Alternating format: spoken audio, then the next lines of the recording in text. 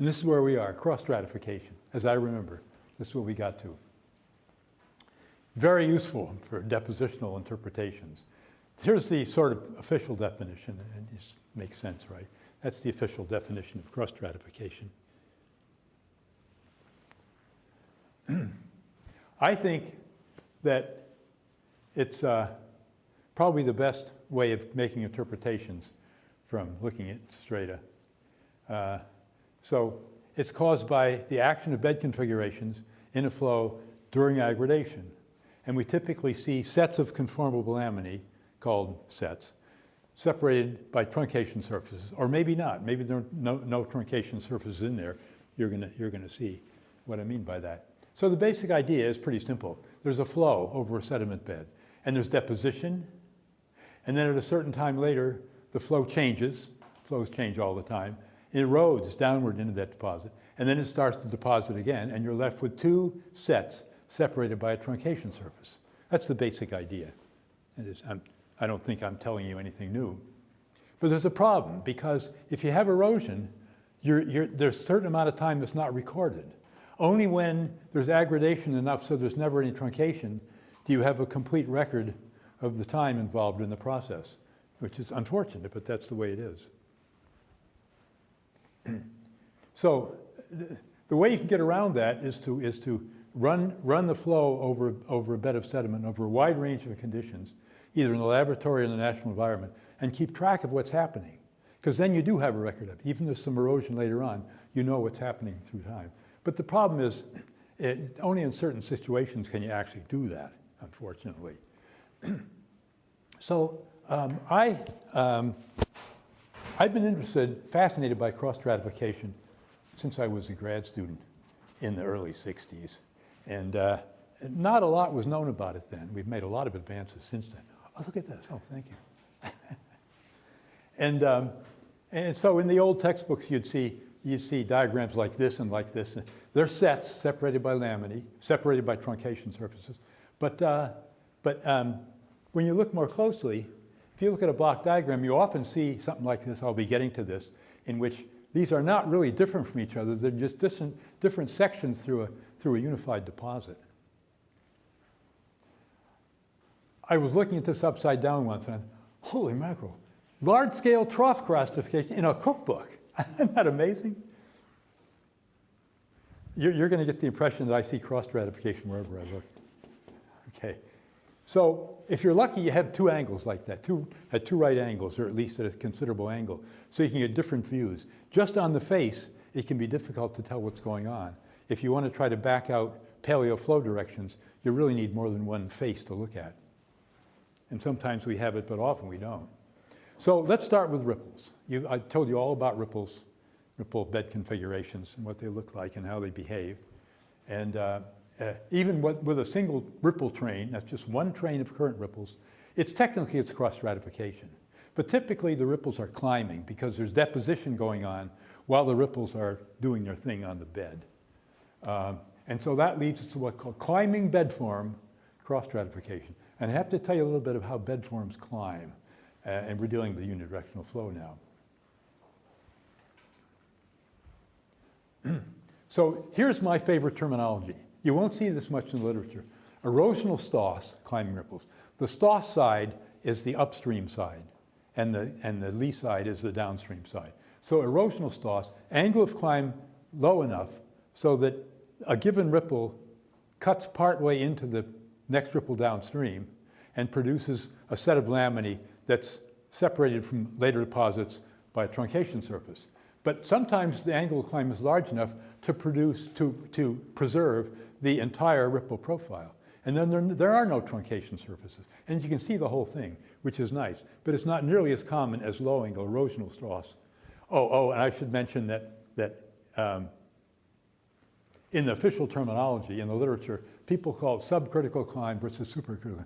But that doesn't tell you much. So I prefer erosional stoss, and depositional stoss. So let's start off. Here's a little train of ripples, and here's one ripple in the train. We cut the ripple with an imaginary vertical section parallel to flow, and do that for a large number of sections. And all those points where the low point was in the trough are connected with a rather sinuous, snaky looking little surface, connecting all the low points all along the trough, which varies considerably in its depth and its shape. Keep that in mind. And that leads to what I could call a cheese wire effect, because cheese wires are straight, linears, right? But this is a snaky cheese wire that moves down with the ripple and changes its shape as it goes. It's like this kind of thing. And eats into the next ripple downstream. Every ripple is doing it to every ripple just downstream.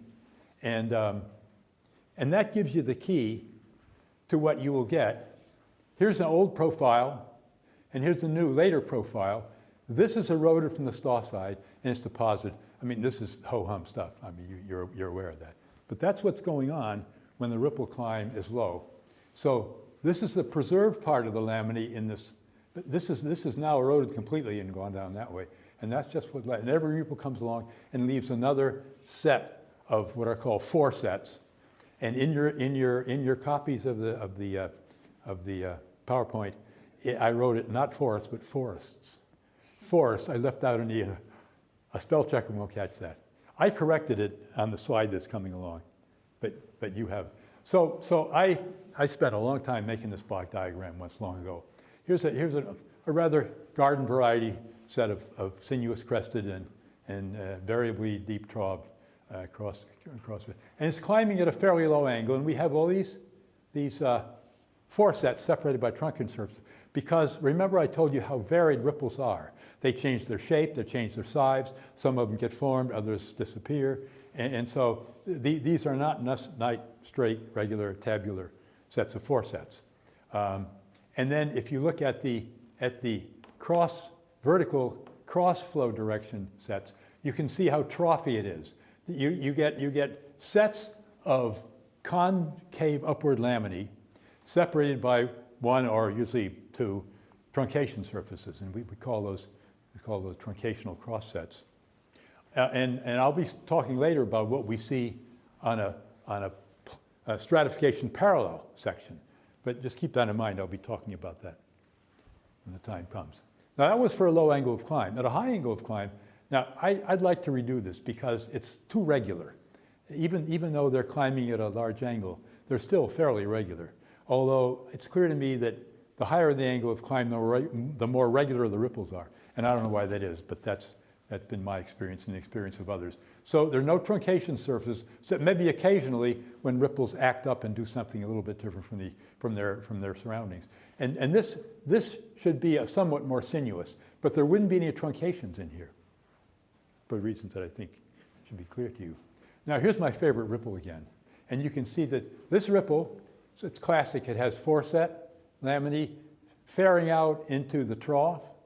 And it has been, not now, it has been eroding the ripple underneath. So here are the preserved foresets underneath the truncation surface. This is an unusual ripple, not unusual, but it's irregular in the sense that early on, when the crest was here, the upstream side, the staw side, was being eroded. But then more sediment came in somehow, and now the staw side is grading rather than cutting down into the underlying stuff. So things come and go. Things change because of the irregularity of the ripples. Here's a single ripple train. And maybe I shouldn't have put it in here at this point because they don't look like the one I showed first because they're more nearly symmetrical and they do have internal laminae. You can see vaguely internal laminae. This is more likely to be oscillatory, oscillation ripples, starved or semi-starved oscillation ripples rather than current ripples. And we'll be dealing with the differences presently. Here's a close-up of a single ripple in a ripple train. And there is some asymmetry. This is more gently sloping than this side. And you can see the internal lamination. But again, this is likely to be oscillation ripples. And maybe I'm going to show you this again when we get to talking about oscillation ripples. This is more like a train of current ripples. But there's a tip-off here that maybe it's oscillation influenced because you see the staw surface is arched. And that suggests to me they have an element of being like oscillation ripples. And toward the end, if I get a chance to get there, there'll be a section on combined flow cross-stratification, which is a difficult topic to manage, and I hope I get there. Now, Kristen is not here today. This is a photo of a plate I have that was made in modern sediments. They cut a surface with a machete. All sedimentary geologists use a machete. I own a machete. And you take an epoxied plate and you put it up against there. And because of the differing permeability of the various laminae, you get a relief surface. And this is a photo of it. All right, so this is classic erosional cross-stratification. But it's not entirely so, because here a ripple got especially vigorous and ended up with depositional stoss. But it's mainly erosional stoss. And we know from where he made this. My colleague Dick Mayola from Mobile Research gave me this thing as a gift. I really love to have it. This is a flow parallel section, and we're not showing what it would look like at right angles. Okay. Now here's a chunk, and this is in Kristen's lab, and I'm showing you one way and then the other way. And I want you to look at this. I'll give you maybe almost half a minute here. Maybe you don't need that long. You have to tell me which way is up. Is this upright or upside down? Is this upright or upside down? You don't need to tell me now, right? Now we're going to take a vote. All right? So look at it carefully. See if you can spot a feature in it. It's a little bit complicated. Can you spot any feature that would tell you which way is up? So let's take a vote. You can vote. You can vote the top is up, or the bottom is up, or you don't know, or you can abstain. How many people that the top shows that it's upright? How many people the bottom is upright? 1, 2, 3, 4, almost all of you. How many people aren't sure or don't know? Zoo in. Okay. Yeah, this is clearly, when you look at it carefully, you see a set of forsets tailing off into the trough and being cut by a truncation surface. And there are some other places right in here which are less obvious, here and here, and right in here. But you'll have to look closely. See, it doesn't jump right out at you. But you did really well. This is a cut through modern sediments. My valued colleague, senior colleague John Harms, one of my mentors early in my career, cut this through unconsolidated sediment, a view perpendicular to flow. And you can see the troughiness. I like that word, troughiness. You know, all these little troughy sets here with concave upward laminae cut by 1 or 2 or sometimes even 3 truncation surfaces. And the scale here, these are inches over here. So you see it's sort of like a few centimeter scale, small scale trough cross-stratification. Now, tell me about this. What do you think about that?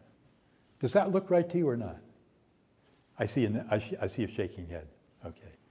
Well, the next slide shows it in the other way, and that's clearly small-scale trough cross-stratification.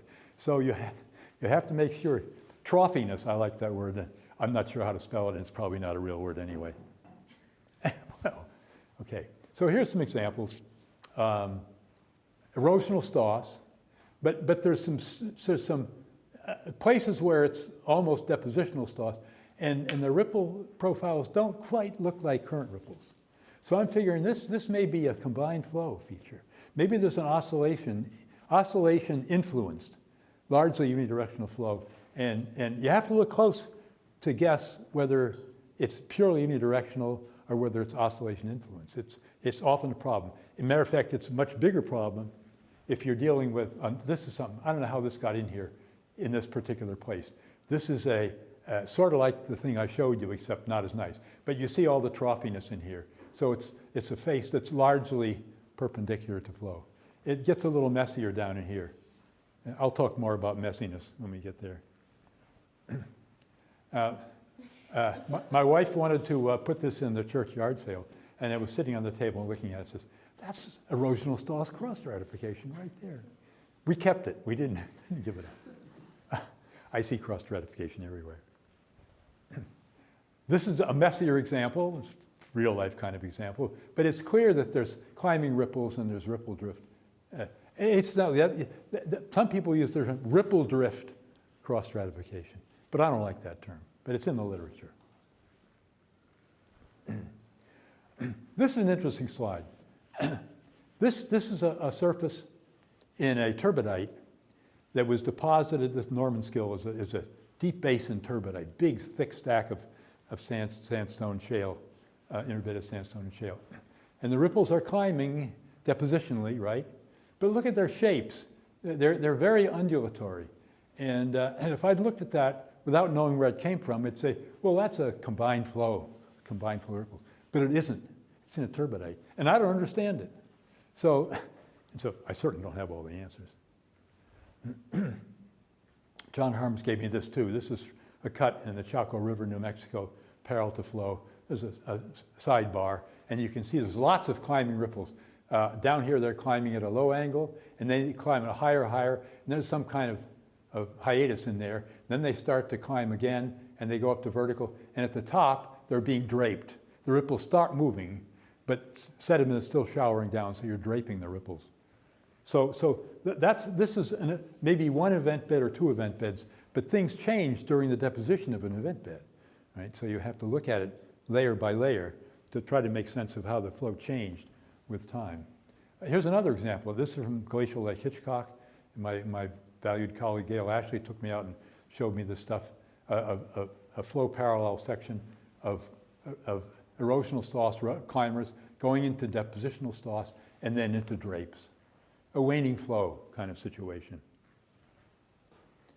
We got together and made some experiments. The lab got a paper out of it long ago in the 70s sometime. So we started out with a pre-existing rippled bed, and then we were showering sediment. This is a narrow, long plume, about 5 meters long. And we set up a kind of a shaker apparatus all along above, which would shake sand in, and so it would gradually grade the bed while the ripples were working. And we arranged it so that we gradually decreased the flow velocity while the sediment was falling. And so just the same way, we go from low angle to high angle to drape. So you do see that in various places. We actually did the same by starting out with a rippled bed at low velocities, draping, going to high angle climb, low angle climb, back into high angle climb, and back into drapes. It's an almost symmetrical wow. Will climb directly related to the velocity, the change in angle? Well, it's a combination of how fast the ripples are moving and how fast the bed is grading. So look at the ratio of aggradation to bedform movement. And the higher, the stronger, the faster the flow and the stronger the ripples are moving for a given aggradation, the more likely there is to be low angle stratification, right? And only when the ripples move slow relative to the rate of aggradation, you get a high angle of climb. Until finally, the ripples start moving and it's just draped. Does that make sense?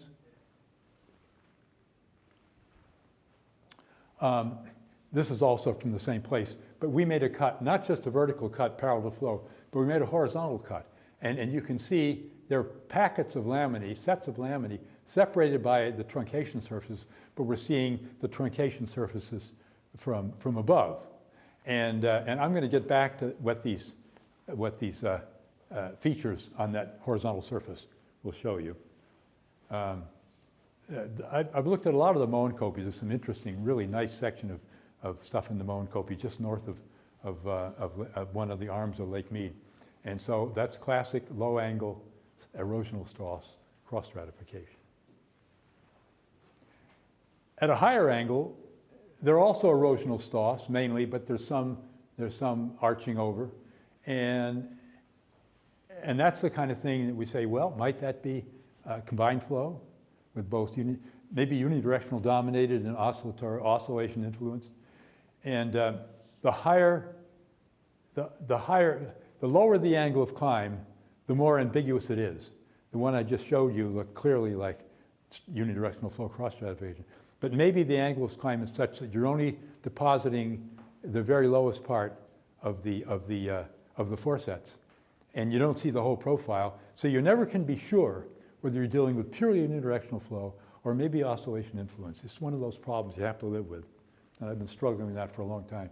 When it gets to this point, they're clearly climbing depositionally, And you look at the profiles of the ripples, it sure looks like they're partly oscillation ripples. I think you'd agree with me that they don't look like the standard, Stoss side, a sharp break at the brink, and then a slip face to form the foresets.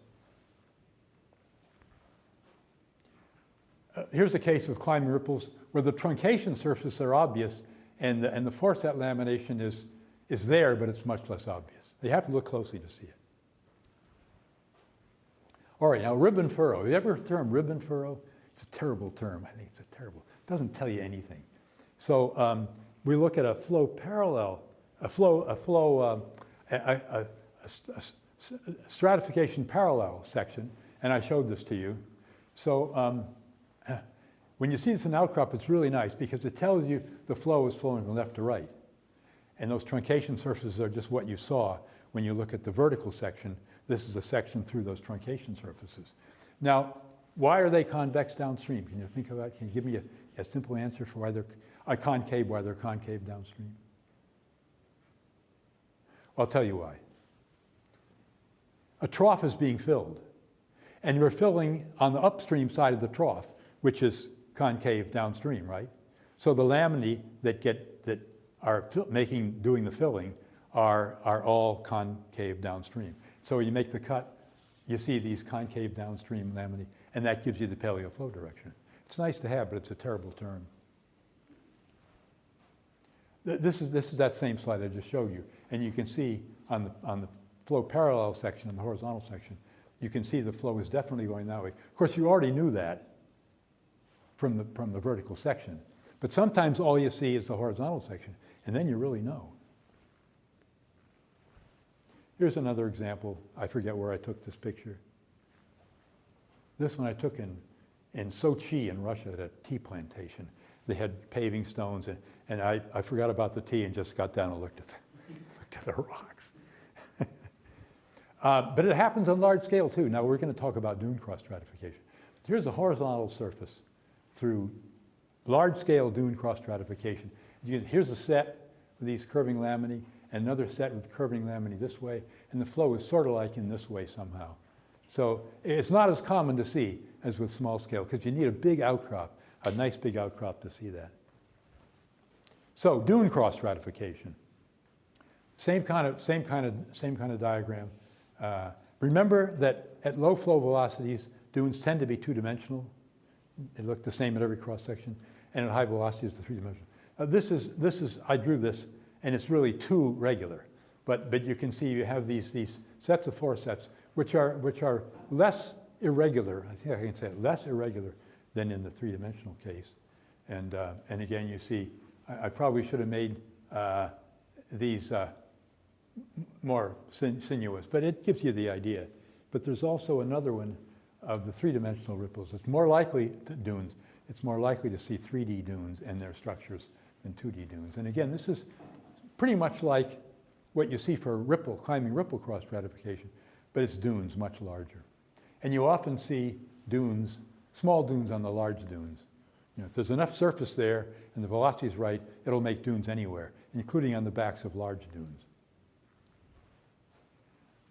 That's Paul Heller, Mariano Marzo, and my former student, Chris Paola, with a block that just happened to be lying there with two faces at almost right angles to each other. And I was the photographer. And so this is the detail. So one side shows pretty good flow parallel or nearly full parallel cross-stratification. The other side is sort of troughy, but somewhat irregular. And I'm thinking, just think about, what's the direction of flow? And I think it's sort of like, it's not straight into the board, it's probably something like this to produce that kind of surface on both sides. Here's a close-up of a similar view of large-scale trough cross-stratification, but erosional Stoss, flow from right to left, obviously, and that's just 6 inches there.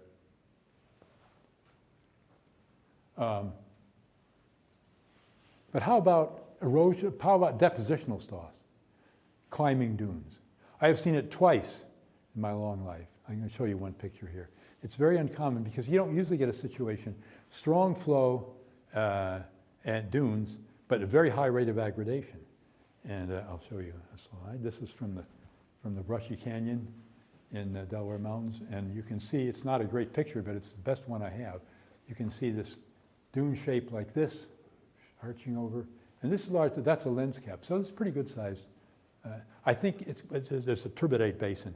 I think there was a pre-existing hollow, good sized hollow, which got filled during, the ripples were still moving in there, but the rate of climb, because the accumulation of sediment in the depression was high enough to make depositional stoss. Very uncommon. This is a nice cut. We did this in the Arkansas River. The flow, and we knew the flow direction, it was a sidebar, is this way. And you see the standard erosional stoss, large-scale erosional stoss, and the flow perpendicular troughiness of the dunes. This is a close-up of that last slide. It's just a classic kind of trough cross-stratification. And there's even a detail of the detail if you want to see what it really looks like. And I won't go into it, but I always like that photo. And here's some stuff in the ancient that's clearly trough cross-stratification, but not always easily perceivable. Now, the Nubia sandstone, I don't know much about it, but it's known to be a subaqueous deposit. It's a marine sandstone. And look at these sets. They could be called planar tabular sets, but with regular foresets, erosional foresets. And I'm guessing that was made by relatively low velocity 2D dunes rather than 3D irregular dunes, which would produce a lot of variability in set thickness. I like this because you get the two little sets with stratification this way and this side, and although you can't see it well on this side. So it's coming right out, the flow is coming right out at you. Does that make sense to you? I took this close-up to show how the foreset laminae come down and fare out into the trough very nicely. And of course, there's erosion there at that surface. That's pretty large scale. Another example, pretty classic. Now look at this. And you should see by now that looks fishy, right? This was a block, and you turn it upside down, and now it looks right. So it's easy to spot when you attune your eye to it. I'll mention this. One thing that's nice to know would be, how do you get the bedform height? How do you back out the bedform height from what you see in the cross-stratification? And it seems like a difficult problem, but my former student, Chris Paola, and his colleague in the math department at the University of Minnesota wrote a paper back quite some time ago developing the idea that the average set thickness is only slightly less than the average bedform height and not very sensitive to the angle of climb. And I read the paper, I can be convinced by it, but that's nice to know. You can back out the size of the bedform just by looking at the cross-stratification, no matter what the angle of climb is. Well, how about backing out flow depth from cross-stratification? How do you do that? Well, for ripples, you can't do it because, as I mentioned to you in the last presentation, the size of ripples is almost independent of flow depth unless the flow is really shallow and make for little ripples. They do vary with grain size. I think I mentioned there's somewhat longer spacing for coarser grain sizes. But with dunes, there's general agreement that if you look at the ratio of flow depth to dune height, it's sort of around 7, which makes it, if they're at equilibrium. And so that gives you a handle on how deep the flow was when you see the dune height, which you would see from the cross-stratification. I mean, that's backing out. Okay, now I'm not going to say anything about any dune cross-stratification. I don't have any photographs, but it's reported in the literature, and it does happen. Here's a case. Here's a flow, supercritical flow, and the waves are migrating upstream, not downstream, and the bed geometry is going along with the upstream moving eddy dunes, and you're leaving foresets going upstream.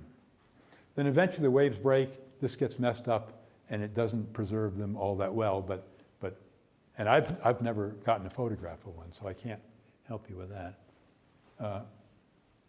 You often see this at the beach.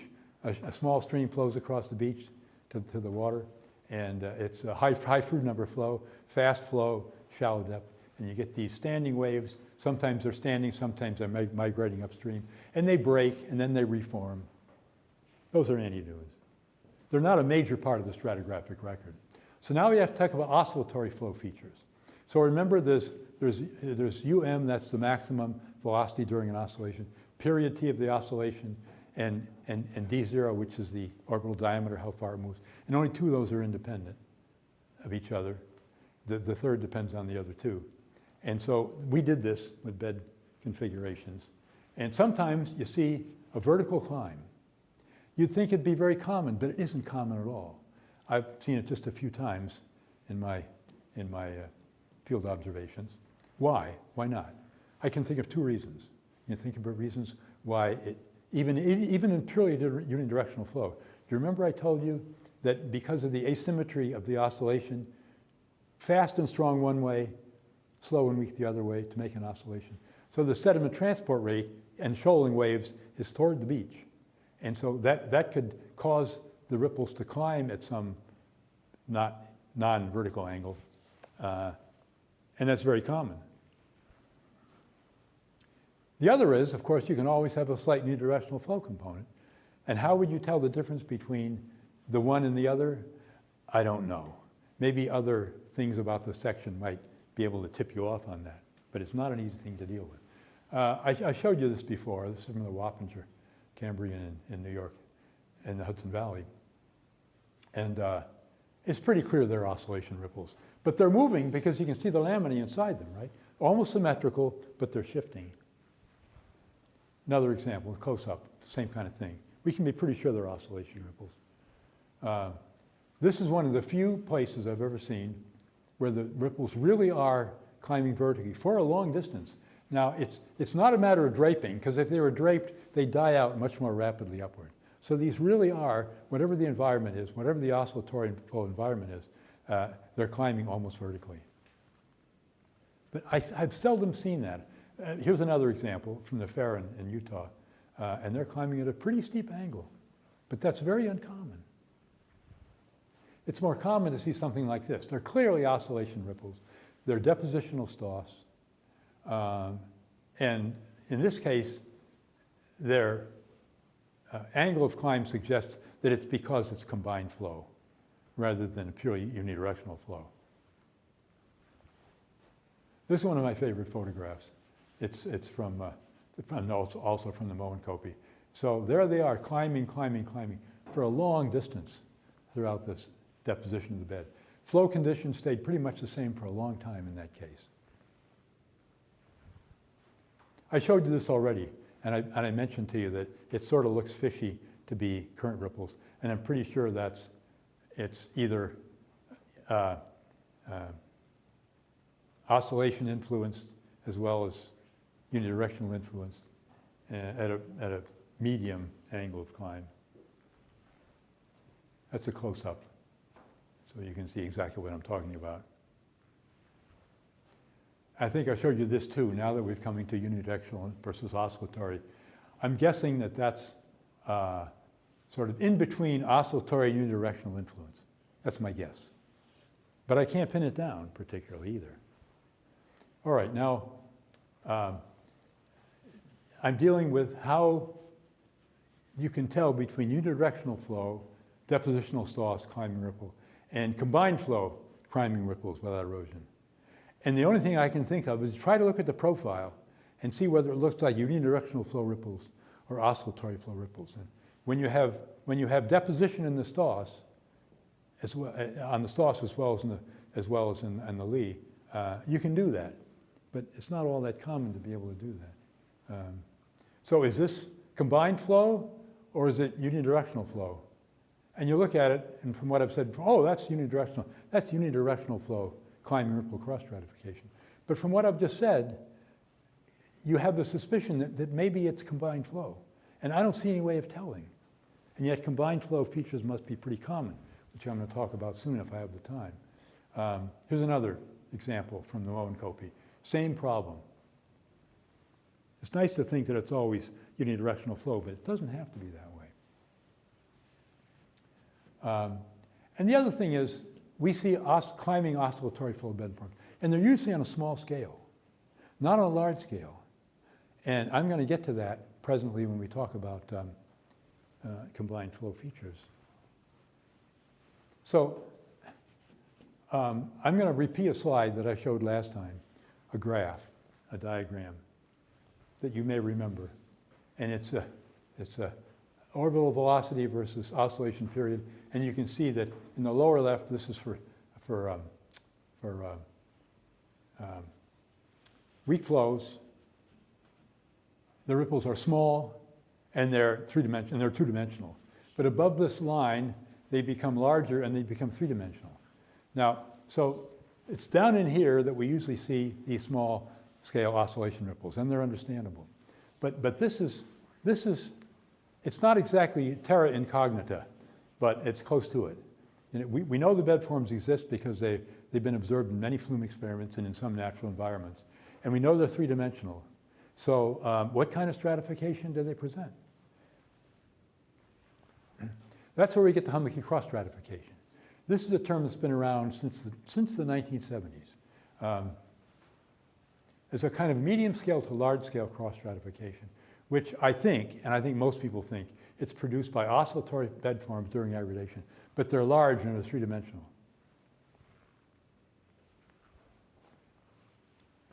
Aggradation in the presence of 3D large oscillation ripples are what we're dealing with here.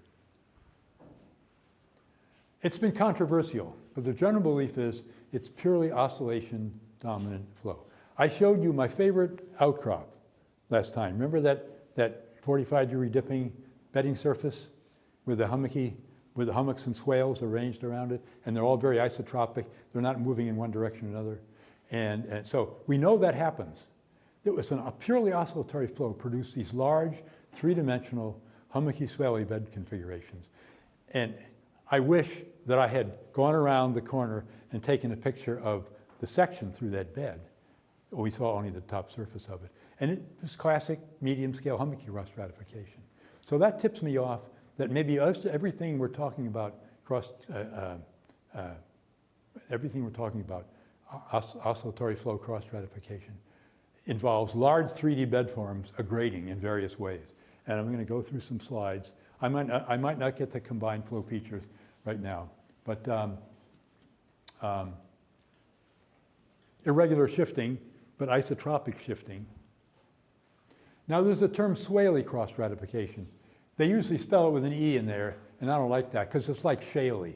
We spell shaly without the E. But anyway, and they think of it as something else, SCS instead of HCS. To me, there's a gradation between SCS and HCS depending on the rate of aggradation relative to the shifting of the bedforms. If the rate of aggradation is slow and they're acting that way, you're going to see lots of trough fillings and very little by way of swales. But for a higher rate of aggradation, you're going to see not just erosion in the troughs, but you'll also see deposition over the crest of the swales. This is the classic block diagram. We gave a short course way back in 1975, and John Harms was the one. He originated this term. He was the first to perceive that it's a distinctive style of cross-stratification, and he thought about how it would happen. And in later years, he would say, there are people nowadays who make their careers out of HCS, but he was the one who started it. It's an illustration of that. There's a saying, I wouldn't have believed it if I hadn't seen it. You can reverse it and say, I wouldn't have seen it if I hadn't believed it. Everybody was seeing HCS, but they never gave any particular credence or significance to it until somebody, Harms, came along and realized this is a very specific kind of depositional model. So that's what HCS is now. And everybody is seeing it, whereas nobody saw it before. And one of the prime characteristics is you have places where conformable laminae end up going into a truncation surface and then maybe back out into conformity. If you see that, that's a tip-off that we're dealing with HCS. That's what I just showed you. But also, we see places where hummocks turn into swales during deposition and where swales turn into hummocks. I got that right. Yeah, right. That's very characteristic. And I can show you some photos pretty soon. Let's ignore this. This was an attempt on my part some years ago to organize everything about HCS and other oscillatory flow large-scale bedforms. And it doesn't quite work because I can't draw the sketch as well. And I invite you to look at it if you want to look at it. So let's get on to other things. Okay, here's a swale going to a hummock. It happens. Here's a hummock growing from a flat surface, planar surface. Here's a nice, big, broad hummock all by itself. Here's a swale going into planar. Here's a hummock going into a swale with the same kind of thing, from conformable to truncation to conformable over there. That's another tip-off. When you see that kind of thing, you must be dealing with HCS. And there's a hummock going into there's a swale going into a hummock, and a hummock going into a swale with erosion, trailing off into conformity over that way. That's very common. I carried this out of the Wood Canyon Formation in the southern end of the Nopah Range once, and it's not that big, it was heavy, but I could carry it out. It shows medium scale, hummocky swaley topography on the bed surface. This is from the Wood Canyon, right at the Precambrian-Cambrian boundary. And although you can't see it very well in this picture, it shows medium scale hummocky cross-stratification. I was going to bring it, but I can't find it. It's somewhere around the house or in the barn, and I couldn't find it. But it's one of my prized possessions. Here's a better view of the cross-stratification, which looked like medium scale cross-stratification. This is the classic John Harms photo when he developed the concept. He showed this photo in the short course we gave. This is very characteristic. You can see truncation surfaces going into conformity and being overtopped by another hummock. This is pretty large scale. I mean, this is 6 inches, so this is like, this is meter plus scale we're dealing with here. Same kind of thing. Look at this. Conformability into truncation, and then back into conformity over here, because of the way those hummocks and swales are interacting with one another. A swale overtopped by a hummock, and another hummock on top with that same erosion surface truncation going on. Even more classic HCS. Conformability into truncation, and probably back to conformability over there. When you see that, that's a tip-off. This is from the Johnny Formation in the Nopah Range in California. And a lot of indistinct planar lamination, but then it got hummocky and swaley, but then it's overtopped, I guess I should say, by planar lamination again. As the current velocity changes, as the water flow velocity changes, you can go from one to the other. This is more like what they call swaley cross-stratification. You see a fair number of hummocky-looking features, shallow features, and it doesn't look much like what I just showed you, because I think the aggradation rate is low relative to how fast these things are shifting around. That's my colleague Roger Walker explaining swaley cross-stratification to a bunch of students long ago. And I guess this is HCS too on a small scale, very small scale, medium scale. Look at that big hummock. Same kind of features going on there that we've seen before. Close up. This is interesting because there's pretty deep scour over here that truncated this stuff, and it got overtopped by this and goes to conformity again. And I've told you some things about combined flow stratification, but I want to just show you a couple of slides. You can look at it yourself. You've seen this before. This is from Simon Dumas' experiments over in the laboratory in Building N9. And these lines are fakey. These are all gradational.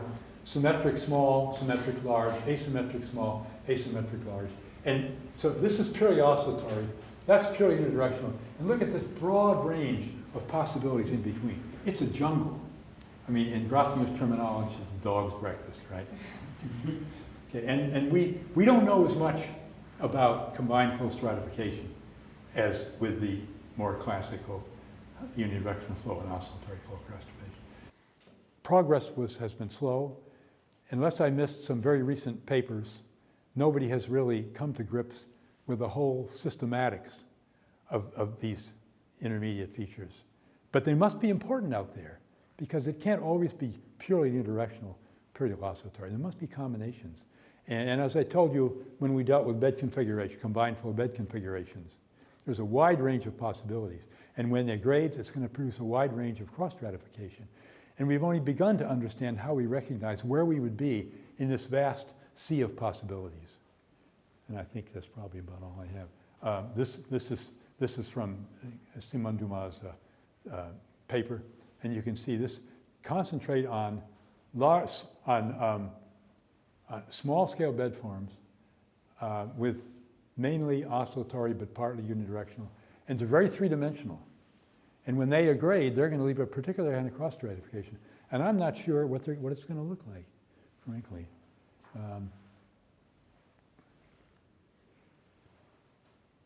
All right, this is going to be the last slide here. A bunch of things to say about how you make interpretations. Now, if you have vertical climb with symmetrical, you know it's oscillatory flow, right?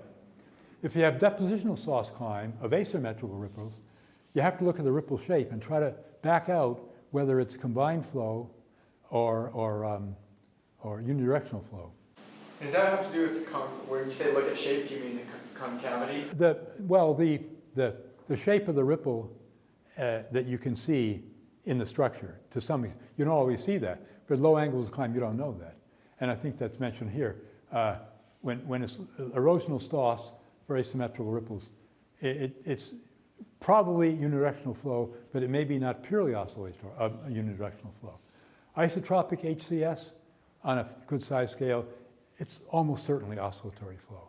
I've convinced myself of that. I think the general feeling is the truth. If it's anisotropic HCS, well, and you see that sometimes, but I haven't seen it very often. And that must be influenced by unidirectional flow. If you see large-scale trough cross-stratification, and I showed a lot of it, we sort of assume when we look at it, it's unidirectional flow. But it may be unidirectional flow with an oscillation influence, and we can't back out the oscillation influence. It's one of those things that become difficult to manage. Now there's a spectral gap that I mentioned last time. You know, ripples are always about 10, 15 centimeters, thereabouts, maybe 20. And dunes seldom get below a meter, or half meter at the least, unless the flows are really shallow. And so if we see cross-stratification that looks like it scales in that spectral gap, we almost can conclude that it's oscillatory flow, because you don't make oscillatory flow ripples in that spectrum, unidirectional flow ripples in that gap. So I'm going to quit there. I had a few comments about the fact that many beds, a single event, don't have uniform conditions throughout. I showed you some.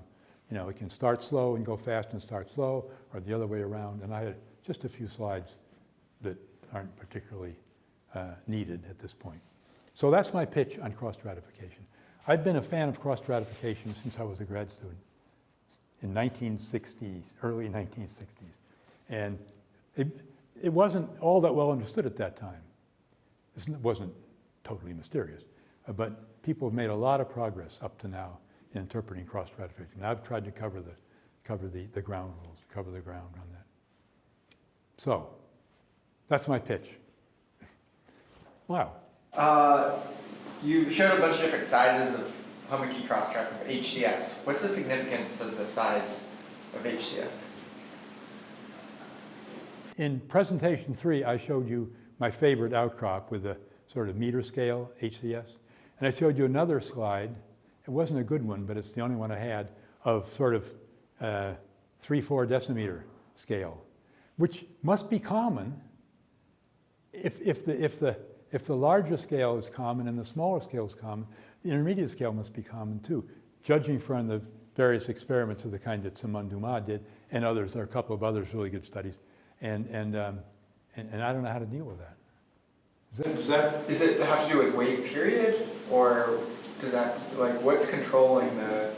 Well, you remember I mentioned along the way that, and I showed you this dimensionless 3D diagram of oscillatory flow features, and the fact that when you make lab experiments, you could fill any of that whole 3D diagram with points.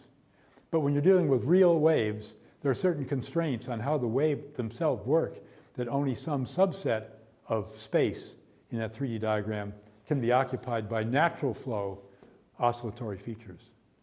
I tried to make that point, and it's generally agreed that would be the case. So is that relevant to your question? I think so. I don't know. I think people, you know, HCS is commonly used as this storm wave. Yes. Well, what else could it be? That's how I look at it. What? And I'm just wondering if there's further you can go based on measuring the size. If there's like anything you can learn. Well, I did show you a medium scale one, my favorite little piece there. And so I haven't seen many like that, and I don't know why it's scarce compared to the larger scale. I don't know that. There's some reason for that, and I haven't come to grips with that. But that's all I can say about it. Yeah. Cool. Okay. Any other questions, comments? Thanks for staying to the bitter end. Could you mention what that reference was? You had that reference for the, I didn't quite write it down, for the average set thickness? Yes, okay. Paola and Borgman. Well, you have the PowerPoint, don't you? Yeah. Okay, and you can find, I don't know the reference, we can go back. It was 1990 something, I don't remember. Because Bill Arnott told me that, I was on a field trip with him, he said he always assumes 1/3 of the bed thickness is... Well, they seem to think that it pretty much scaled with the set thickness, but read the paper. I read it once. I have to confess it was only once, and it seemed reasonable to me.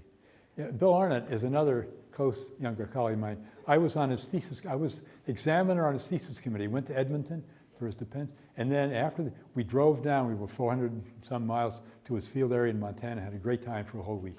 So we've been a close colleague ever since. He and Paul Myro are my closest younger colleagues. Okay, so that's it.